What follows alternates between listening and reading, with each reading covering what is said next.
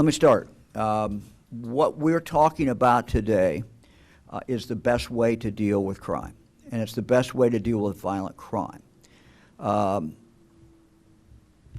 always feel that you should deploy the asset that is the most appropriate for whatever the problem is. So in the past, several of our cities in Ohio asked me to deploy the National Guard when we were having a tough summer, and there was disturbances and concerns about that. We deployed the Guard. So I'm not hesitant to do that. When I'm asked by a mayor, you know, that's a very, very serious request, and I take it very, very seriously.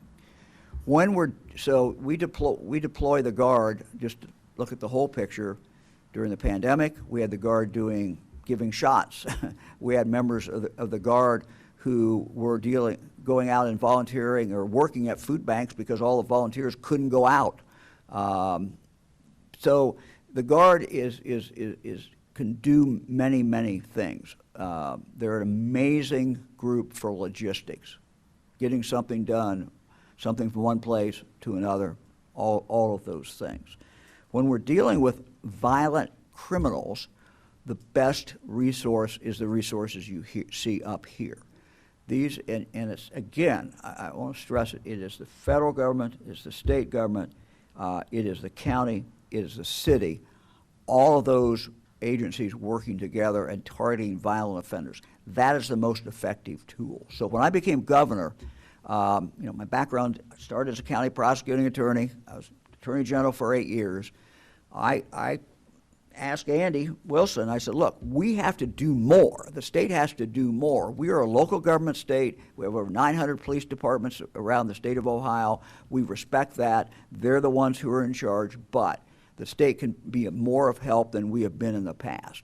And so when I became governor, we started looking at how can we be more helpful. And we came up with this idea that we can take 3 or 4 of our agents and put them into a city at the request of the mayor and surge in there for targeted, very specific programs, not just out patrolling every day, but literally working with the Cleveland Police Department in this case. And it has worked. Now, do we still have violent crime? Yes, we do, but this action is bringing about some very, very good results and getting some bad people off the streets. You have to get the violent repeat offenders off the streets. You have to lock them up, and you have to keep them locked up. Governor, as you guys know, let the mayor answer that one. The governor and I are 100% aligned on this issue, Nick, and the answer is what you see behind us on this podium here. These partnerships are a force multiplier to keep our streets safe and secure. And so I want more investments in the FBI. I want more investments in U.S. Marshal. I want more investments in the ATF and DEA to get violent offenders off our street, to get illegal guns off our streets. The National Guard, in my opinion, is not the solution.